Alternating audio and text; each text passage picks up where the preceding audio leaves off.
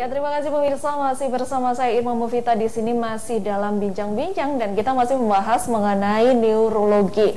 Tadi sudah kita bahas begitu, penyebabnya seperti apa, kasusnya yang sering muncul itu kasus apa begitu ya yang sering diperiksakan. Nah, kita juga ingin tahu nih kira-kira untuk faktor resiko dari munculnya berkaitan begitu ya sama neurologi ini. Nah, dokter mungkin bisa menjelaskan faktor resikonya itu kira-kira seputar apa begitu loh. Jadi untuk faktor risiko sendiri kembali lagi tergantung dari beberapa kasusnya. Jadi kalau mungkin tadi kasus-kasus yang sering saya sebutkan ya, mungkin seperti kasus stroke misalnya. Jadi untuk kasus stroke sendiri kan secara umum dibagi dua ya Mbak ya. Yang paling sering karena penyumbatan pembuluh darah di otak atau pecahnya pembuluh darah di otak. Nah untuk stroke sendiri itu ada faktor-faktor risiko yang tidak bisa dimodifikasi, ada yang bisa dimodifikasi. Tidak bisa dimodifikasi itu seperti apa? Misalnya seperti usia, jenis kelamin, kemudian ras atau etnis, kemudian ada riwayat keluarga yang mungkin ada pernah ada riwayat memiliki kelainan struktur di otak dan sebagainya. Biasanya juga ada predisposisi genetik. Nah, yang bisa dimodifikasi mungkin ya seperti kondisi hipertensi, kemudian diabetes mellitus, kondisi kolesterol tinggi, asam urat tinggi, misalnya gitu ya, kondisi obesitas, kurangnya aktivitas fisik, biasanya gangguan jantung dan sebagainya, itu yang mungkin masih kita bisa upayakan, istilahnya ya, masih bisa dimodifikasi. Nah, kalau kasus-kasus yang lain mungkin yang sering seperti kasus-kasus nyeri, biasanya yang saya tadi sudah sempat sebutkan, faktor risikonya biasanya terkait dengan faktor proses degeneratif ya, jadi faktor usia tua biasanya, kemudian berat badan yang cukup berlebih, jadi obesitas biasanya karena kan beban ya pada beberapa sendi-sendi kita yang menopang berat badan kita.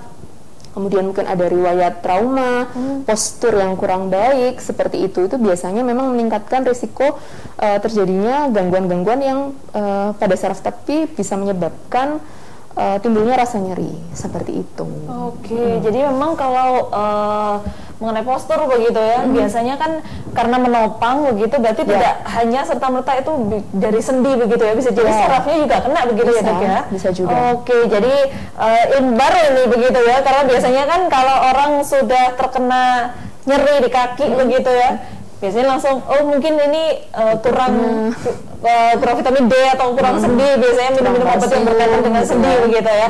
Nah ini ternyata ada hubungannya juga dengan syaraf begitu. Nah kalau dengan saraf kejepit, mungkin yang sering pemirsa juga mungkin pernah mengalami atau mungkin pernah tahu begitu ya namanya saraf kejepit. Nah saraf kejepit ini berhubungan juga dengan memang sarafnya yang kejepit atau seperti apa sih dok? Ya, jadi kalau untuk istilah saraf kejepit itu biasanya istilah yang kita sampaikan pada pasien sebagai orang awam ya, untuk istilahnya saya seperti tadi buatkan analogi seperti itu. Jadi istilahnya kalau dalam bidang neurologi sendiri, saraf kejepit ini artinya berarti terjadi suatu kompresi atau tekanan pada serabut saraf akibat dari gangguan pada biasanya struktur-struktur yang berada di sekitar saraf tersebut, misalnya otot, misalnya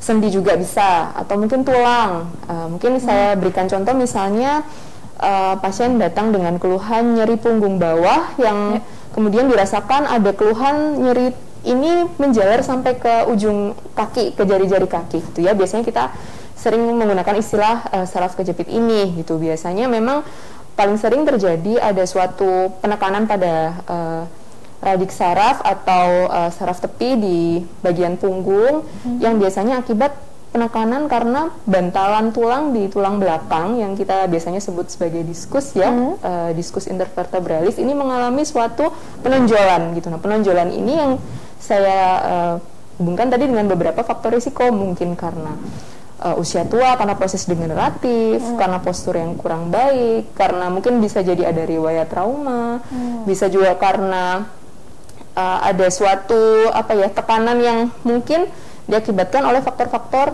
lain sehingga biasanya kan kalau saraf kejepit itu sukanya mendadak begitu dok ya? Mungkin pasien baru menyatakannya mendadak, tapi sebenarnya prosesnya itu sudah lama. Biasanya sudah mungkin di poliklinik biasanya saya sertakan pemeriksaan penunjang, kami lakukan foto, imaging gitu ya.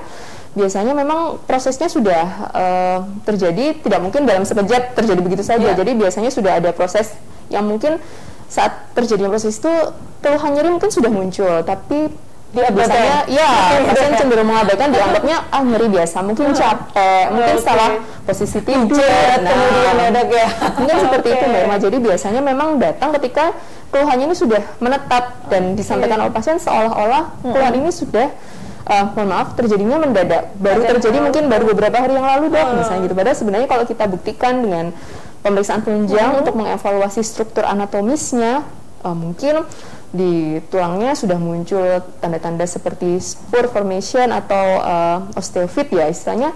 Biasanya pada usia tua itu kita biasanya sebutnya pengapuran seperti itu ya. Jadi muncul istilahnya formasi dari tulang yang tidak pada tempatnya, misalnya seperti itu.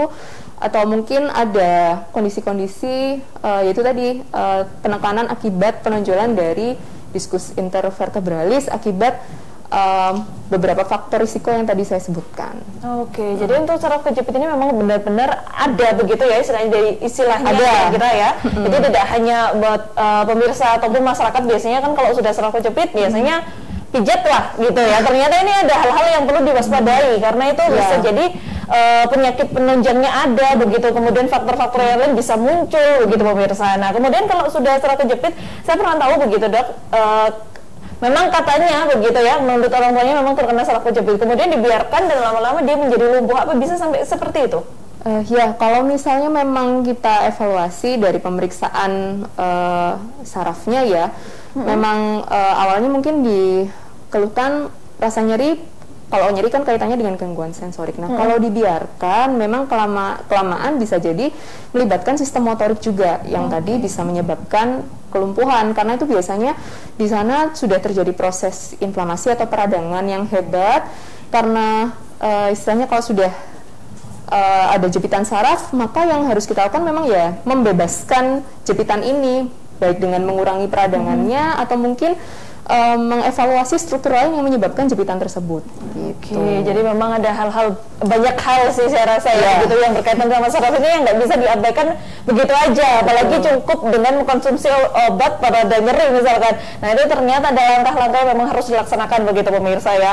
Nah kalau tadi kita bahasnya mengenai saraf kejepit. Nah ini kalau saya kadang suka sering kedutan, ini berkaitan nggak sih dok begitu sama saraf begitu ya? Apalagi kedutannya itu misalnya di area muka, di pipi begitu dok? Betul.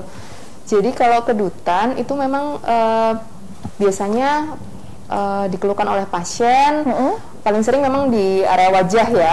Biasanya bisa satu sisi wajah atau mungkin pada beberapa otot yang istilahnya tidak khas pada satu sisi wajah tertentu misalnya. Jadi kalau kedutan ini memang kalau di bagian neurologi memang biasanya terkait dengan suatu gangguan gerak yang mungkin kalau pada wajah yang seperti Mbak Irma sampaikan tadi, mungkin biasanya diagnosis yang mengarah paling dekat biasanya namanya ada spasme hemifasial atau tic facialis.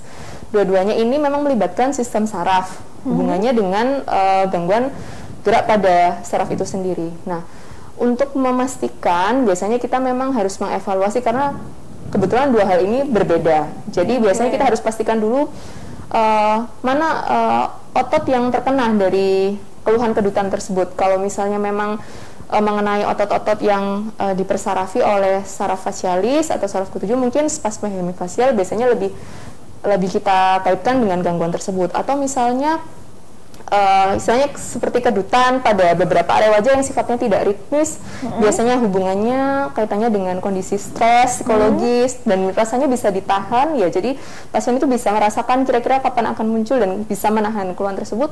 Mungkin lebih spesifiknya lebih mendekati diagnosis tic facialis. Tapi saran saya memang kalau misalnya memang ada keluhan seperti itu dan sifatnya menetap, biasanya lebih baik mungkin segera diperiksakan ya, karena kita tentunya butuh pendekatan yang lebih detail gitu, dan tata laksana juga pasti sangat berbeda.